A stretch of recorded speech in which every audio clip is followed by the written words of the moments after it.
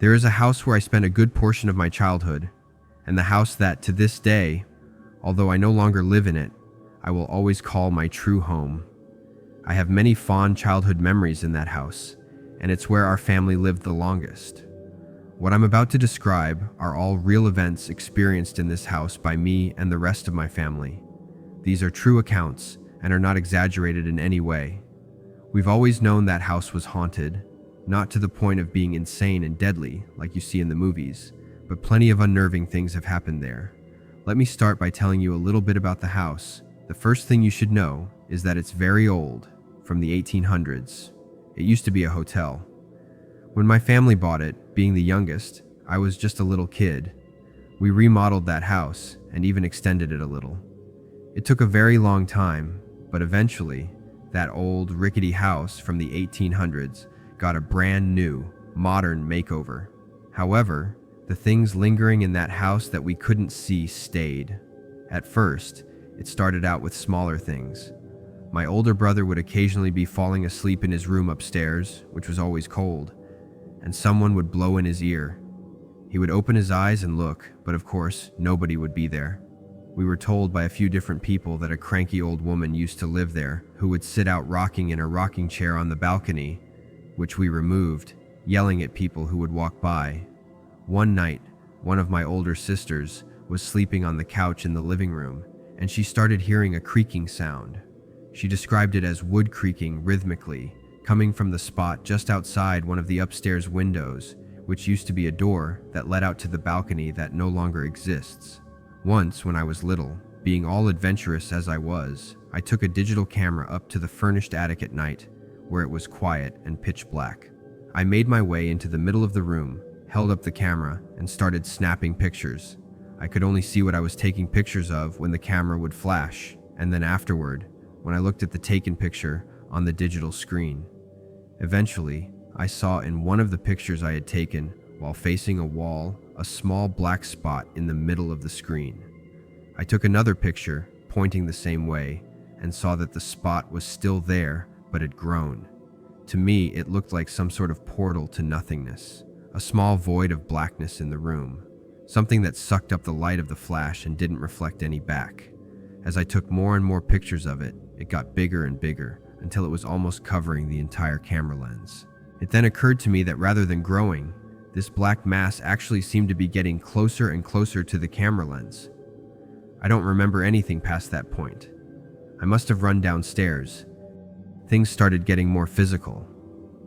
I was once in the shower when the water suddenly got cold, and I looked back to find that the knob had been turned significantly behind my back. At night, when alone, we each began to hear loud footsteps above us in the biggest room on the second floor. You would only ever hear them if you were alone or were the only one awake. Once they were so heavy it sounded like there was an elephant or something up there, and the ceiling creaked so loud that I half expected it to cave in on me. My sisters shared that room for a long time. Eventually one of them moved out. Only one remained in it. When she was walking around up there, you could hear her footsteps clearly. The only problem was that I would also hear those footsteps walking around when she wasn't home. Sometimes I was home alone. My mom was awakened one night when my friend was sleeping over by loud footsteps running up and down the stairs. According to her, it sounded like more than one person and was practically a stampede. She jumped out of bed, angry at us for being up so late and causing such a racket, and opened her bedroom door into the room where you can see the bottom of the stairs, but there was only dead silence and darkness. Everything was still. She thought we must have run upstairs and she had just missed us, so she went up the stairs and opened the door to the room we were sleeping in, which was my sister's old room, now vacant after they had both moved out. But we were sound asleep. She thought maybe we were faking it and inspected us closer and realized that no. We were clearly out cold and had been that way for quite a while. She mentioned all of this to us the next day, maybe still wanting to think that it was us, but we, of course, had no idea what she was talking about. One night, I was just about to fall asleep when I heard a man's voice, right in my face, whisper the word, "bang." It pulled me out of my sleep, making my eyes shoot open and look around the dark room to find nothing. After a minute, still being tired, I brushed it off and closed my eyes again. I started to drift back to sleep when the voice once again quietly whispered, "Bang," in my face. I opened my eyes again, only to find nothing once more. This happened a total of 3 times before I was finally able to fall asleep. So many things happened in that house, but after so many years of constant activity, you get used to it, and things that used to frighten you begin to simply annoy you.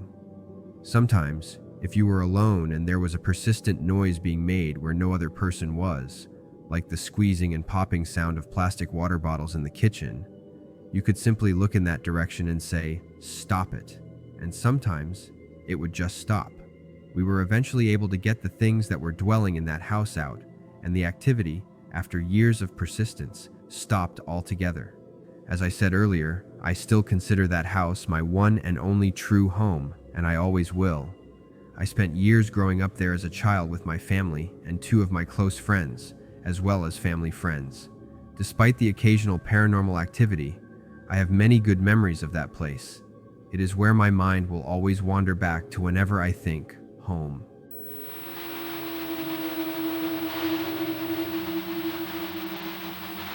I am a 29-year-old construction worker. Been doing it since high school. Metal framing and sheetrock mostly. I'm in decent shape. There is no history of mental disorders in my family. The only problem I have developed over the years is a mild case of tinnitus from being stubborn and refusing to wear ear protection. It comes during times of silence, like when I'm trying to sleep, so I try to keep the TV or a fan on to cancel out the ringing.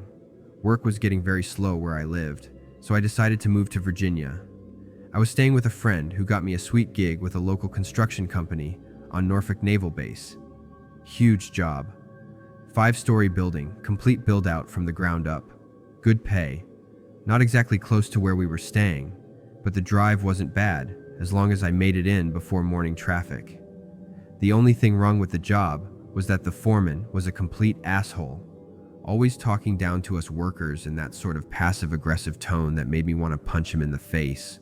But as long as we stayed busy, he didn't bother with us for long. It was a huge job, and he had a lot of people to bug. About 4 months into the job, I injured my right hand. I sliced my middle finger on a piece of metal. It didn't hurt at all. The doctor stitching me up said it was because I cut so deep, it severed the nerves. The next day, I had to file an injury report and everything. My boss said he was going to put me on light duty and that I didn't have to do anything except sweep until my hand healed. I was all for it. Same pay for easy work.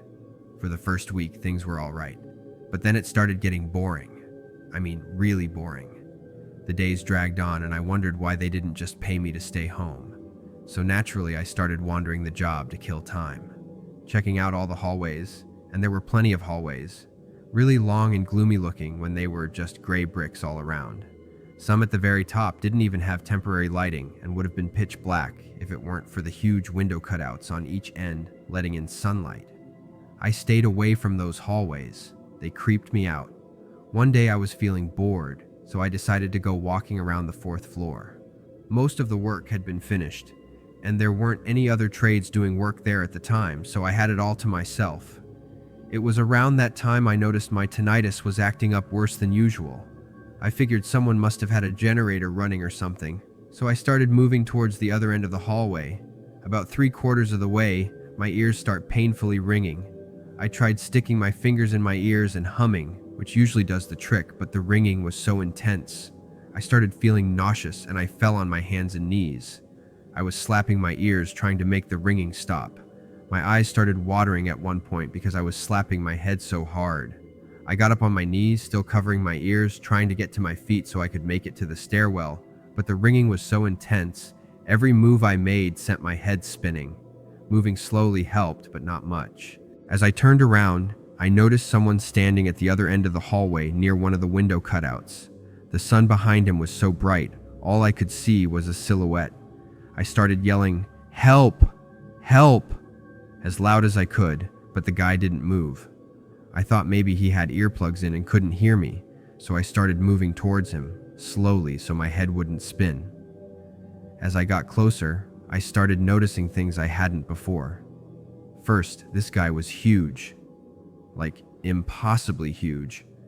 His head was small in proportion to his body and near the top of the window. His shoulders were really wide and high, almost like he was shrugging. His arms were long, hanging down past his waist, with really long fingers on each hand. I still couldn't make out any facial features because of the bright sun behind him, but as I started realizing this person wasn't normal, I slowly backed away. He just stood there, looking right at me. I was almost to the stairs when this thing slowly cocks its head to the side, like a dog does when it's confused, and the ringing in my ears just goes crazy. It was extremely painful. At the time, I thought my ears were bleeding. I was pressing my hands into my ears and yelling, but it was so loud I couldn't even hear myself yell. I dropped back on my hands and knees and threw up on the floor until I was puking air. I looked up to see if this thing was coming after me, but I caught a last glimpse of it as it walked into a nearby room. The instant it disappeared around the corner, the ringing in my ears just stopped, like someone hit the mute button. Needless to say, I ran the fuck out of there and didn't look back. I stayed away from the 4th floor for the next couple months. I told a few people what I saw, but they only pretended to be interested. It was about 5 months after it happened when I decided to go back up there. I checked every room. If there were any signs of this thing, they were long gone. I went to the window where it was standing and took a measurement. The top of the window was 10 feet 9 inches. I still have tinnitus. There have been a few times when I'm laying in bed at night and the ringing gets painful, and I freak out and check every room in my apartment. But it never gets as bad as it was that day. I really hope it never does.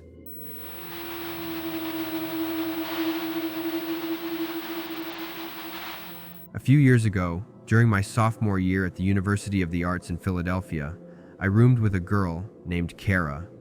She was a jazz vocalist, though her passion was opera. We shared a small room on the 6th floor of Juniper Hall, a dormitory with notoriously thin walls. Kara's late-night singing and vocal practices often kept me up, and after a few weeks of sleepless nights, I finally convinced her to move her practices to the music studios in the Merriam Theater building, just a block away. One evening, around 8 o'clock, Kara mentioned she'd be practicing late for an upcoming recital and wouldn't be back until around midnight. I was relieved. I'd had an exhausting day in acting studio and was ready to get to bed early. After she left, coffee and sheet music in hand, I made myself some grilled cheese and soup, quickly ate, and got ready for bed. By the time I finished my shower, I was so tired I could barely keep my eyes open. I pulled on my pajamas, climbed into the top bunk of our bed, and fell asleep almost immediately. It's probably helpful to describe the layout of our apartment. When you entered, the bedroom was through a door immediately to the left, and inside the bedroom was our private bathroom, just past the bunk beds. It was one of the perks of living at UArts, not having to share a bathroom with the whole floor. I woke up to the sound of the apartment door closing. I groggily checked my phone. It was midnight, right on the dot. I rolled over and closed my eyes again, thinking Kara had just come back from her practice. I heard her enter the bedroom and stop in front of the bunk bed, probably checking to see if I was already asleep, I figured. Then, she flopped down on the bed below me, which was a little odd since she was usually strict about brushing her teeth and getting ready before bed. But it was exam season, and we were all exhausted, so I didn't think too much of it. The mattress creaked under her weight, and then everything went silent. I couldn't even hear her breathing. I started drifting off again, just on the edge of deep sleep, when a strange noise startled me awake. A key in the lock, the door opening, and Kara entered our apartment, humming an opera tune. I froze, terrified. Who was lying in her bed? I needed to warn her, but fear gripped me too tightly to move. Suddenly, the figure beneath me bolted out of the bed. I only caught a glimpse, a large silhouette unnervingly fast. It darted down the hallway, and then Kara's scream shattered the silence.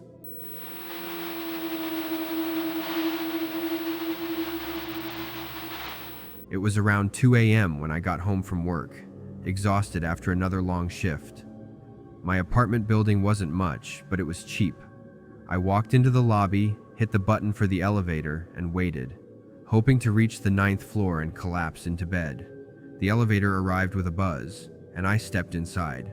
I pressed the button for my floor, leaning against the wall, ready to zone out. But halfway up, the elevator stopped. The lights flickered and the buttons went dead. I hit the panel again. Nothing. Then slowly, the elevator began to descend. I frowned. Why was it going down? It passed the lobby, went past the basement level, and kept going. The numbers ticked down as the air grew colder, and the walls seemed to close in around me. There weren't supposed to be any floors this deep. Finally, the elevator stopped with a heavy thud. The doors slid open to reveal a long, dimly lit hallway. The walls looked cracked, like they hadn't been touched in decades. I should have stayed in the elevator, but I was curious. I stepped out cautiously, one foot still inside. That's when I heard it. A whisper. It was faint at first, like it was far away. I turned, expecting to see someone, but the hallway was empty, stretching into darkness. The whisper grew louder, but it wasn't any clearer. There was something wrong with the sound, something unnatural. Before I could move, the elevator doors slammed shut, trapping me in the hallway. I turned back, panic rising, and saw something at the far end of the corridor, a tall, thin figure standing perfectly still. My breath caught. It wasn't moving, but it felt like it was staring right at me. I pounded on the elevator buttons, desperate to get back inside. The whispering surrounded me now, coming from all directions. The figure began to move, slow and deliberate, its steps silent as it advanced. Just as it got closer, the elevator doors opened with a ding. I lunged inside, hitting the button for my floor over and over. The doors closed just in time, just as I felt a cold breath on the back of my neck. The elevator shot back up faster than before. When the doors opened, I was back on the 9th floor. I ran out, not daring to look back. Now I always take the stairs.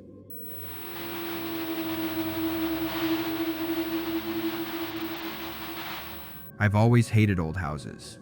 There's something unsettling about living in a space that's been inhabited by so many others before you. Like you're borrowing someone else's life, and sometimes they never really leave. A few months ago, I moved into an old 2-story house on the outskirts of town. The kind of place that seemed perfect for someone who wanted peace and quiet, solitude, away from the noise of the city. I thought the isolation would be a good change. It was a mistake. From the moment I stepped inside, something felt wrong. It wasn't the usual creaks and groans people talk about with old houses. It was something more subtle. At first I ignored it, blaming it on my imagination. But as the weeks went by, I couldn't shake the feeling that the house was alive. It started with the walls. Every now and then, I would hear faint scratching sounds coming from behind them, almost like something was trying to claw its way through. I convinced myself it was just rats or squirrels, anything normal to explain the noises. One night, while I was in bed, the scratching got louder. It sounded frantic, desperate. It was so close, as if it was right beside me. I bolted upright, my heart pounding, and stared at the wall. Then I heard something else, a faint whisper. It was barely audible, like a breeze through a crack, but it was there. Words, though I couldn't make them out. I got out of bed and pressed my ear against the wall, and for the first time, I heard it clearly. Let me out. I stumbled back, cold sweat forming on my skin. My mind raced, trying to rationalize what I had just heard, but there was no denying it. Someone, or something, was speaking from inside the walls. I didn't sleep that night. The next morning I called an exterminator, convinced there was something trapped in the walls, maybe an animal. But after a thorough inspection, they found nothing. No rats, no squirrels, no signs of anything living inside the house, but me. That's when things escalated. Over the next few days, the whispers became more frequent. They didn't come from just one wall anymore. I could hear them in every room, always faint, always just on the edge of hearing, but unmistakable. And it wasn't just whispers. There was laughter too. Soft, mocking laughter that echoed through the house in the dead of night. I started to avoid certain rooms, especially the basement. The air down there felt heavy, oppressive, like something was watching me. One night, while I was sitting in the living room, I heard a loud thud coming from below. I froze, my blood turning to ice. The basement door creaked open on its own. I grabbed a flashlight and reluctantly went down the stairs. The air was thick, and the temperature had dropped. As I reached the bottom, my flashlight flickered and went out. I was plunged into darkness, but that's when I heard it, the sound of footsteps behind me. I turned around slowly, expecting to see something, but there was nothing there.